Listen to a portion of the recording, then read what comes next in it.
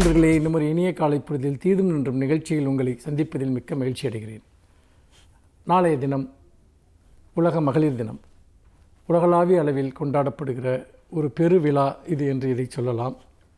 ஆரம்பத்தில் இந்த தினம் உழைக்கும் மகளிர் தினம் என்றுதான் அது கொண்டாடப்பட்டு வந்தது. இப்பொழுதும் கூட அதனுடைய முதன்மையான பொருள் என்பது அதுதான். அதாவது சமமான வேலைக்கு சமமான ஊதியம் என்கிற ஒரு குரலோடு தொடங்கப்பட்ட இந்த இயக்கம் பிறகு படிப்படியாக உலகளாவிய அளவில் தொடங்கி பெண்களுடைய மிகப்பெரிய போராட்டங்களின் வழியாக அவர்களுடைய வேலை நேரம் மற்றும் ஊதியம் குறித்து உலக அளவில் பல மாற்றங்களுக்கு வித்திடுவதற்கு இந்த தினம் என்பது காரணமாக அமைந்தது. இதை பற்றிய வரலாறு உங்களுக்கு எல்லோருக்குமே தெரியும். நாம் அதனுடைய முதன்மையான நோக்கங்கள் பற்றி நாம் பேசுவது இன்றைக்கும் அவசியமாக இருக்கிறது. அதாவது சமமான வேலைக்கு சமமான ஊதியம் என்கிற நிலையில் தொடங்கப்பட்ட இந்த தினம் என்பது அதற்கு பிறகு பெண்களுக்கும் ஆண்களுக்கும் இடையே சமமான கல்வி வாய்ப்புகள், சமமான தொழில் வாய்ப்புகள், அதை தாண்டி சமமான மன உரிமைகள், இப்படி பல உரிமைகளுக்கான ஒரு விரிவாக்கமாக அது அமைந்தது என்பதை நாம் பார்க்கிறோம். எதெல்லாம் பெண்களுக்கு மறுக்கப்பட்டதோ அது எல்லாம் அவர்களுக்கு அளிக்கப்பட வேண்டும். அதே போல் ஆண்களுக்கு மட்டுமே உரியதென்று சொல்லப்பட்ட பல்வேறு விதமான தொழில்கள், அவை எல்லாவற்றிலும் பெண்கள் ஈடுபட முடியும் என்பதை நிரூபிப்பதற்கான பெரும் பிரகடனங்களையும் முன்னெடுப்புகளையும் இந்த தினம் செய்தது. அது இன்றைக்கு சாத்தியமாகவும் செய்திருக்கிறது என்பதை நாம் பார்க்கிறோம்.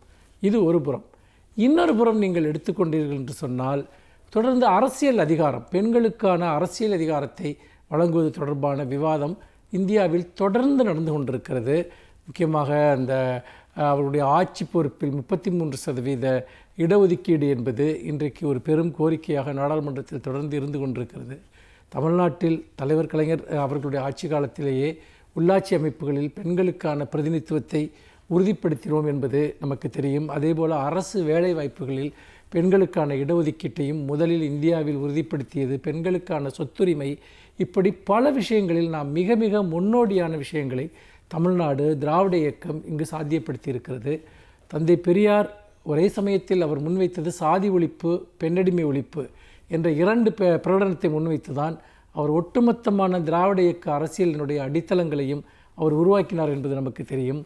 இன்றைக்கு தமிழ்நாடு அந்த பாதையில் வலுவாது தொடர்ச்சியாக நடைபெறுகிறது என்று சொன்னால், கல்வியில், சுகாதாரத்தில், வேலை வாய்ப்புகளில் பெண்களுக்கான அந்த சம உரிமையை, சம வாய்ப்புகளை இந்தியாவின் வேறெந்த மாநிலத்தை விட தமிழ்நாடு உறுதிப்படுத்தி இருக்கிறது என்று சொன்னால், அதற்கு மிக முக்கியமான காரணம் பெண்ணடிமை ஒழிப்பு, பெண்கள் உரிமை என்பதில் அதை தன்னுடைய அரசியல் சித்தாந்தமாக தமிழ்நாடு ஏற்றுக்கொண்டிருக்கிறது, அதை செயல்படுத்தி கொண்டிருக்கிறது என்பதுதான்.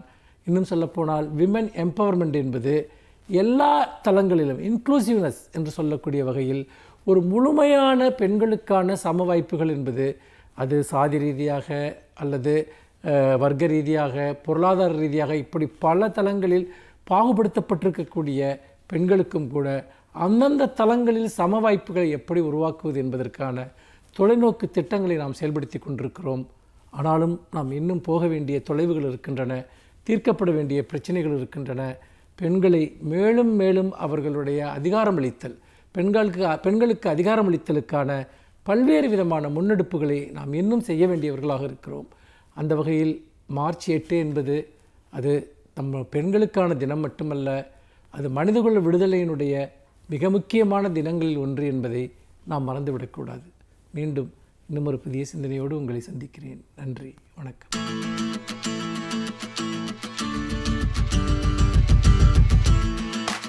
அனைவருக்கும் என் அன்பு வணக்கம். 1957ஆம் ஆண்டு நவம்பர் மாதம் 26ஆம் தேதி தமிழ்நாடு முழுவதும் நடைபெற்ற அந்த சட்ட எரிப்பு போராட்டம் தமிழக வரலாற்றில் குறித்து கொள்ளப்பட வேண்டிய, அதற்கு முன் சந்தித்திராத ஒரு பெரும் போராட்டம் என்று கூறலாம். சட்டத்தை எரிக்க வேண்டும் என்று அதற்கு முன்பு இந்தியாவிலேயே யாருக்கும் தோன்றவில்லை. ஐயா பெரியார் அவர்கள் தஞ்சாவூரில் நடைபெற்ற மாநாட்டில் கோபப்பட்டு சொன்னார், இந்த சட்டம் சாதி காப்பாற்றும் சட்டமாக இருக்கிறது. அவருக்கு கடவுள் மீது, மதத்தின் மீது, எல்லாவற்றின் மீதும் ஏன் கோபம் வந்தது என்பதற்கு ஐயா பெரியாரே சொல்லுகிற விடை, இந்த உலகத்தில் கடவுள் என்பது சாதி காப்பாற்றும் கடவுளாக இருக்கிறது. மதம் என்பது சாதி காப்பாற்றும் மதமாக இருக்கிறது. மொழி என்பது கூட சாதி காப்பாற்றும் மொழியாக இருக்கிறது. அதைப்போல இந்திய அரசமைப்பு சட்டமும் சாதியை காப்பாற்றும் சட்டமாக இருக்கிறது. எனவே சட்டத்தை கொளுத்த வேண்டும், சில பகுதிகளை கொளுத்த வேண்டும். அதற்கு யாரெல்லாம் தயாராக இருக்கிறீர்களோ நீங்கள் இப்போதே பெயரை பதிவு செய்து கொள்ள வேண்டும் என்று சொன்னார். பிறகு சட்டத்தை கொளுத்தினால் அதற்கு என்ன தண்டனை என்று சட்டத்திலேயே இல்லை. அரசமைப்பு சட்டத்தை எழுதிய அந்த பெரும் தலைவர்கள் கூட இதனை ஒரு நாள் யாராவது கொளுத்துவார்கள் என்று கருதவில்லை. இந்த குற்றத்துக்கு இந்த தண்டனை என்று அந்த பீனல் கோடு தண்டனை சட்டம் இருக்கிறது. கொலை செய்தால் என்ன தண்டனை, திருடினால் என்ன தண்டனை, சட்டத்தை எரித்தால் என்ன தண்டனை என்று அதில் இல்லை. ஏனென்றால் அப்படி யாரும் செய்வார்கள் என்று கருதவில்லை. அதற்கு பிறகு தமிழ்நாடு சட்டமன்றம் கூடிற்று. அப்போது முதலமைச்சராக இருந்தவர் யார் என்று கேட்டால், பெரியாரால் முதலமைச்சராக ஆக்கப்பட்ட தலைவர் காமராசர் தான் முதலமைச்சராக இருந்தார். பெரியார் மீது மிகுந்த அன்புடையவராக இருந்தார். ஆனால் அப்போதும் கூட அவர்கள் சட்டத்தை எரிப்பதை எப்படி முதலமைச்சர் ஏற்க முடியும்? எதிர்க்கட்சி தலைவரும் பெரியாரிடத்தில் மிகுந்த அன்புடைய, தன்னை அவருடைய மகனாக கருதிய அறிஞர் அண்ணா தான். ஆனால் யார் ஒருவரும் சட்டத்தை எரிப்பதை அப்படியே பார்த்து கொண்டு இருக்க முடியாது. எனவே சட்டத்தை எரித்தால் குறைந்தது 3 ஆண்டுகள் தண்டனை என்று தமிழ்நாடு சட்டமன்றத்தில் அப்படி ஒரு சட்டம் நிறைவேற்றப்பட்டது. அதற்கு பிறகு ஐயா பெரியார் சொன்னார், இந்த போராட்டத்தில் கலந்து கொள்கிறோம் என்று பதிவு செய்கிறவர்களெல்லாம் ஒன்றை நினைவிலே வைத்து கொள்ள வேண்டும். இது காலையிலே கைதாகி மாலையிலே வெளியிலே வருவது அல்ல. 1 மாதம் 2 மாதம் கூட அல்ல, 3 ஆண்டுகள் தண்டனை என்று அறிவிக்கப்பட்டிருக்கிறது. 3 ஆண்டுகள் தண்டனைக்கு தயாராக இருக்கிறவர்கள் மட்டும் பெயரை பதிவு செய்யுங்கள் என்று சொன்னார். அதற்கு பிறகு யாரும் வருவார்களா என்கிற ஐயம் இருந்தது. ஆனால் தமிழ்நாடே வியந்து போகிற அளவுக்கு 3 மாதம் சிறை தண்டனை என்றாலும் நாங்கள் தயார் என்று தமிழ்நாடு முழுவதும் 10,000 பேர் பெயர்களை பதிவு செய்தார்கள். அதற்கு முன்னால் அப்படி ஒரு வரலாறு இல்லை. எதற்காக ஐயா நவம்பர் 26 என்கிற நாளை தேர்ந்தெடுத்தார் என்றால், நவம்பர் 26 தான் இந்திய அரசமைப்பு சட்டம் இறுதியாக ஏற்றுக்கொள்ளப்பட்டு குடியரசுத் தலைவரின் கையெழுத்துக்கும் உள்ளாயிற்று. 1949 நவம்பர் 26. அது நடைமுறைக்கு வந்தது தான் 50 ஜனவரி 26 தவிர ஏற்றுக்கொள்ளப்பட்ட நாள், குடியரசுத் தலைவரின் கையொப்பமிடப்பட்ட நாள் 49 நவம்பர் 26. எனவே அதே நவம்பர் 26ஆம் நாள் அந்த சட்டத்தினுடைய சில பகுதிகளை கொடுத்துவோம் என்று பெரியார் தொடங்கினார். இறுதியாக எவ்வளவு பேர் கலந்து கொண்டார்கள்? கலந்து கொண்டவர்களில் எல்லோரும் கைது செய்யப்படவில்லை. கைது செய்யப்பட்டு உள்ளே அடைக்கப்பட்டவர்களின் எண்ணிக்கை மட்டும் 4100 பேர். அரசு தந்திருக்கிற புள்ளி விவரப்படி 4100 பேர் கைது செய்யப்பட்டார்கள். குறைந்தது 6 மாதத்திலிருந்து 1.5 ஆண்டுகள் 2 ஆண்டுகள் வரைக்கும் தண்டனை வழங்கப்பட்டது. அதிகபட்சமாக 3 ஆண்டுகள் வரை தண்டனை என்று சொல்லியிருந்தாலும் கூட 3 ஆண்டுகள் யாருக்கும் வழங்கப்படவில்லை. 6 மாதத்திலிருந்து 1.5 ஆண்டுகள். ஐயா பெரியார் அவர்களுக்கும் அப்படி தண்டனை விதிக்கப்பட்டது. அவரும் சிறையில் இருந்தார். கைக்குழந்தையோடு பெண்கள் கைதானார்கள். அந்த போராட்டத்தில் பலியான 2 பெயர்களை நாம் மறந்துவிடக்கூடாது. ஒருவர் பட்டுக்கோட்டை ராமசாமி, இன்னொருவர் மணல்மேடு வெள்ளைச்சாமி. 2 பேரும் மார்ச் 8ஆம் தேதி, ஒருவரும் மார்ச் 9ஆம் தேதி. 57 போராட்டம் நடந்தது. 1958 மார்ச் 9ஆம் தேதி பட்டுக்கோட்டை ராமசாமியும், மார்ச் 9ஆம் தேதி மணல்மேடு வெள்ளைச்சாமியும் சிறையிலேயே இறந்து போனார்கள். சட்டத்திற்காக, அதை எரிப்பதற்காக தங்கள் உயிரை விட்ட தியாகிகளை நினைவு கூற வேண்டிய நாள் மார்ச் 8, மார்ச் 9.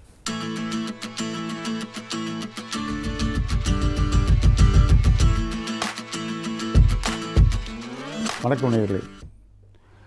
நேயர்களே, நாம் மன வாழ்க்கையில் ஏற்படக்கூடிய சிக்கல்கள், பிரச்சனைகள், இவைகளெல்லாம் நாம் எவ்வாறு சமாளிப்பது என்பதை பற்றி சில யூகங்களை நாம் பார்த்து வருகின்றோம்.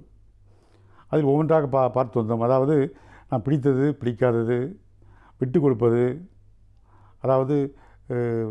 பிறந்த வீட்டை பற்றி நாம் பெருமையாக பேசாமல் இருப்பது என்று பல யுக்திகளை நான் உங்களிடம் கூறி வந்தேன்.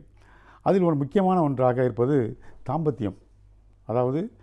மன வாழ்க்கையில் தாம்பத்தியம் என்பது பொதுவாக செக்ஸ் என்று சொல்கின்றோம். அதை பற்றிய பாலியல், இதை பற்றிய பிரச்சனைகள், அதை பற்றிய விவரங்களை எல்லாம் நாம் வெளிப்படையாக சொல்வதற்கு நாம் இன்றும் அதாவது வெளிப்படையாக சொல்லக்கூடிய ஒரு நிலைமை இன்னும் வரவில்லை. அதாவது அதுபோல் ஒரு சந்தர்ப்பம் தான் நிலவுகின்றது. பால்வெளிகளை பற்றி, பாலியல் பற்றி விரிவாக வெளிப்படையாக சொல்வதற்கு முடியாத ஒரு நிலையில் இருக்கின்றோம்.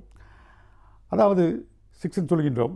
செக்ஸ் என்றால் என்ன என்று அதாவது கேட்டோம் என்றால், செக்ஸ் என்பது லத்தீன் லாங்குவேஜில் அந்த காலத்தில் அதாவது மருத்துவத்துறையில் கிரேக்கர்கள், லத்தீன் இவர்கள் தான் அவர்கள் கை ஓங்கியிருந்தது.